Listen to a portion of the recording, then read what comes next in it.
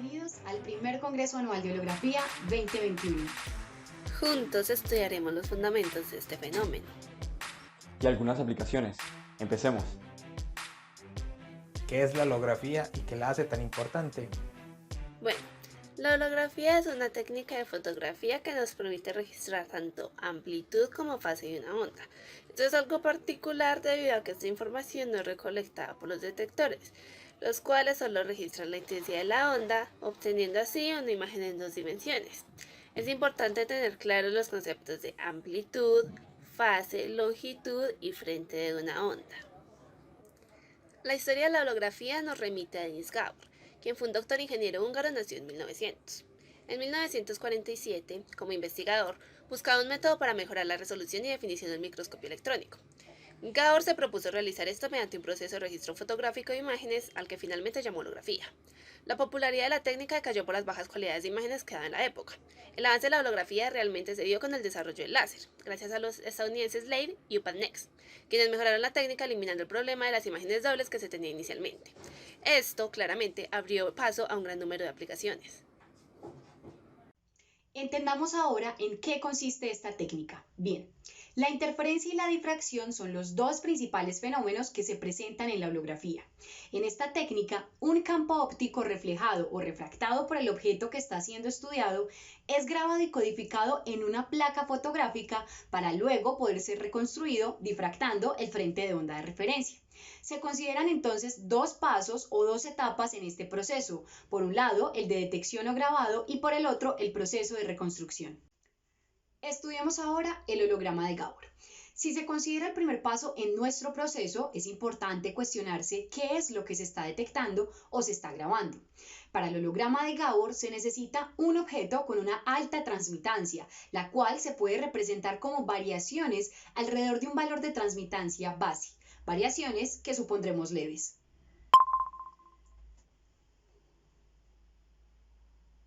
Bien, la razón es que este objeto será iluminado por un haz de luz coherente, que al interactuar con la transmitancia del objeto resulta en dos haces, uno atenuado o haz de referencia, cuya distribución de fase no cambia al llegar a la placa, y otro difractado por las variaciones de transmitancia del objeto, que llamaremos haz objeto. Los frentes de onda conservan una relación de fase constante, haciendo que resulte preciso detectar sus amplitudes y su fase. Jason, coméntanos cómo es que se desarrolla este proceso. Para el proceso se hace necesario que la información de la fase se codifique en variación de la intensidad, y esto se llama interferometría. La interferencia del haz de referencia con el haz objeto resulta en un patrón de intensidad que depende de ambas amplitudes y de la fase de la onda dispersada. Dado que la interferencia se puede expresar como la suma de ambos haces, su intensidad es el cuadrado de esta suma. Los dos primeros términos dependen de las intensidades individuales de cada onda y el tercero de ', sus fases relativas. Por otra parte, la transmitancia en la placa fotográfica varía según la energía absorbida por la placa, siendo beta' el producto entre la pendiente beta de la curva transmitancia versus la energía recibida y el tiempo de exposición. Esta pendiente es calculada en la región donde la transmitancia tiene un comportamiento lineal respecto a la energía. Bien, hasta ahora hemos recolectado la información de amplitud y fase en la placa fotográfica. Ahora consideremos que la placa es iluminada con una onda plana coherente con una amplitud uniforme B. Esta es modificada por la transmitancia adoptada en la placa, que resulta en la amplitud del campo transmitido.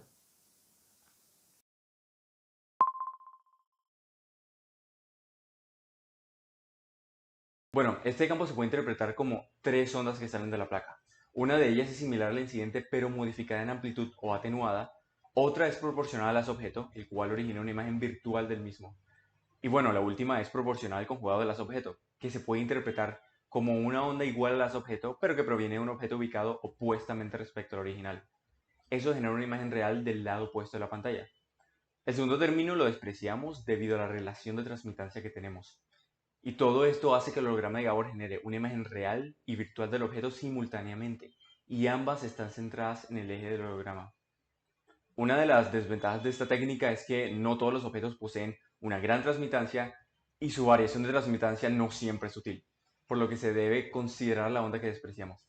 Y aún más, si las variaciones de dicha transmitancia son muy grandes, esta componente puede anular a las demás. La segunda limitación es la producción de una imagen real y virtual simultáneamente, de manera que al querer enfocar una, se superpone la otra imagen desenfocada. Pero Sara sabe cómo se superó este problema. Coméntanos un poco. Claro. El problema de la superposición de imágenes fue solucionado por Leith y UPATNEX a partir de la modificación de la geometría en el primer paso del proceso, que recordemos es el grabado. Este tipo de holograma ya no toma a la luz directamente transmitida por el objeto como onda de referencia, sino que introduce una onda de distinto ángulo de desplazamiento que se traduce entonces en una modificación de la fase en la placa. El holograma formado por este método es conocido como holograma de referencia fuera del eje. Partamos entonces por considerar una onda de referencia y una onda objeto, cuya interferencia en la pantalla se presenta como la suma de ambas. Asimismo, la irradiancia se debe representar como el cuadrado de esta suma, siendo θ en este caso el ángulo con el que incide la onda de referencia. Hasta ahora entonces hemos recolectado la información de amplitud y fase en la placa fotográfica. Análogamente, la placa adopta una función de transmitancia. Bueno, si nosotros hacemos incidir de forma normal un haz coherente, al cual llamaremos onda de reconstrucción, sobre la placa, podemos obtener un campo óptico con 4 componentes, cada uno generado por cada término de la transmitancia multiplicado por la amplitud de la onda de reconstrucción B mayúscula. La primera componente se va a interpretar como la versión atenuada de la onda de reconstrucción. La segunda varía espacialmente, por lo que tiene varias componentes de onda plana viajando en diferentes ángulos respecto al eje óptico. La tercera es proporcional a la onda objeto inicial, cuyo factor exponencial representa la desviación con un ángulo θ respecto al eje óptico nuevamente. Que sea proporcional a la onda objeto inicial implica que el término genera una imagen virtual del objeto a la izquierda de la placa. La cuarta componente es proporcional al conjugado de la onda objeto inicial. Esta nos va a producir una imagen real a la derecha de la placa fotográfica desviada con un ángulo menos θ respecto al eje óptico.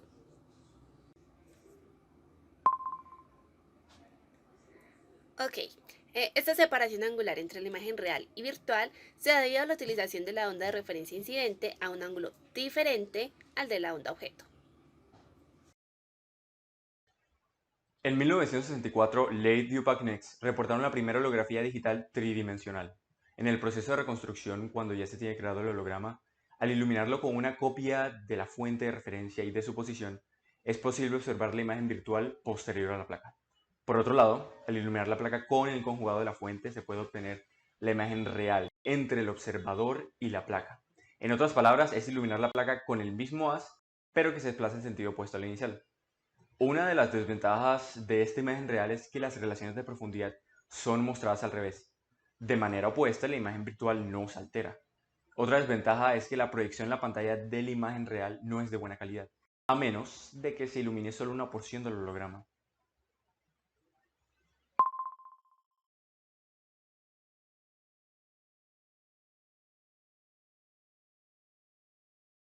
Vale la pena destacar que no ha sido esta la única mejora en la técnica de holografía.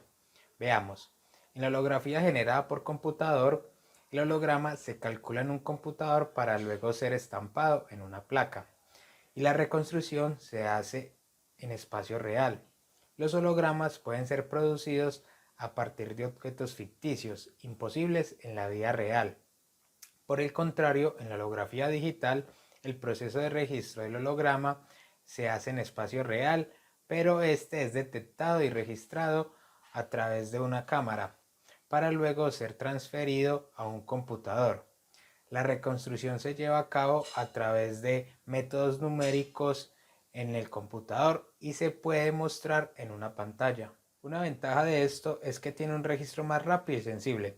Por otra parte, es importante destacar que la holografía digital permite acceder directamente a la fase de la onda.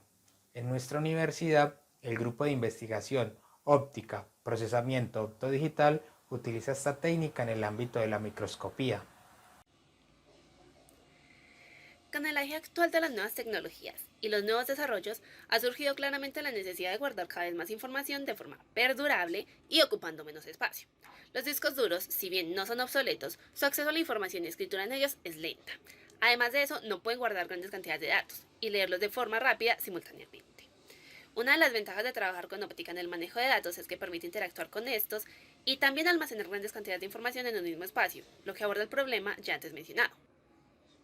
Uno de los ejemplos más destacados en la actualidad es el experimento que está realizando Microsoft, que busca almacenar cientos de kilobytes de datos en hologramas. Sara, ¿cómo es que Microsoft hace esto? Fíjense que Microsoft utiliza un cristal de niobato de litio con un dopante de hierro agregado, lo que aporta un nivel donante de electrones adicional y un estado de trampa profunda a los niveles de energía del cristal. Para almacenar la información se generan hologramas a partir de dos haces incidentes que se cruzan en este cristal, generando un patrón de interferencia. Un haz corresponde al portador de la información, mientras que el otro se constituye como el haz referencia. En las regiones de interferencia constructiva, es decir, en las brillantes, el cristal absorbe la luz, lo que excita a los electrones desde el nivel donante de hierro hasta la banda de conducción, donde los electrones pueden moverse libremente alrededor de la red cristalina. Posteriormente, estos electrones decaen hacia el nivel profundo de la trampa de hierro, donde permanecen atrapados, resultando en una distribución espacialmente variable en la densidad de electrones y en su campo eléctrico asociado, almacenando los datos como un holograma. Para acceder a la información en el cristal, se utiliza un haz coherente de luz que será difractado por los hologramas y cuyo patrón de difracción es capturado por la cámara. La variación en el ángulo de incidencia del haz permite alcanzar diferentes hologramas accediendo a más información. Este proceso es análogo a un código QR tridimensional más pequeño y con capacidad para almacenar mucha más información. Vale añadir que el procedimiento desarrollado para la explicación de esta técnica se hizo a través de la interacción de dos haces. Sin embargo, esto se puede extender de manera análoga a un segmento finito de haces. De esta manera, el cálculo de la interferencia de los haces se podría desarrollar a partir de una integral. El estudio de los fenómenos físicos debe llevarnos a la reflexión del papel que tenemos como espectadores del comportamiento de la naturaleza. La intención de comprender lo que observamos y de plantear posibles mejoras es precisamente el motor para la construcción de conocimiento. Gabor comprendía lo dicho por Galileo. La duda es la madre de la invención, en tanto quiso perfeccionar una técnica ya dominada, dando paso a la construcción de un nuevo fenómeno. Bien, por otra parte, se puede entrever que el carácter cíclico de la naturaleza viene acompañado de un carácter periódico propio del desarrollo tecnológico empleado para su estudio. Y con esto damos por terminado El primer Congreso Anual de Holografía 2021. Muchas gracias por su asistencia y también por su atención.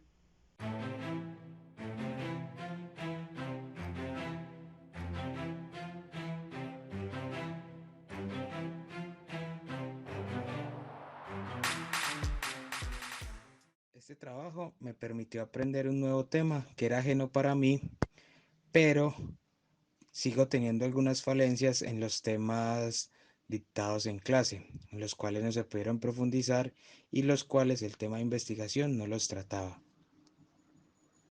Me parece que el conocer técnicas como esta permite ampliar la perspectiva acerca de herramientas o incluso áreas en las que uno se podría desarrollar como ingeniero físico.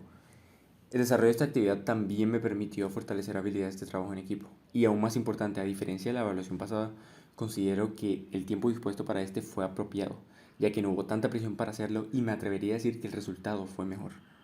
Además de las capacidades y habilidades reforzadas en una anterior ocasión, como la capacidad de análisis, el sentido crítico, la asociación de conceptos, ser diligente, ser responsable, habilidad para la redacción y también para la edición de videos, en esta ocasión reforcé la habilidad blanda del trabajo en equipo, ser consciente de que el otro compañero confía en el trabajo propio y asimismo apoyarse en los otros para crear un plan de acción que resultara eficiente.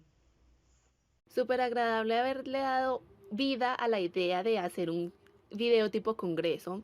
Le trabajamos casi la semana entera, cada día perfeccionando un poquito más lo que llevábamos. Me parece que a pesar de que los horarios no coincidían muy bien, logramos sacar adelante el proyecto.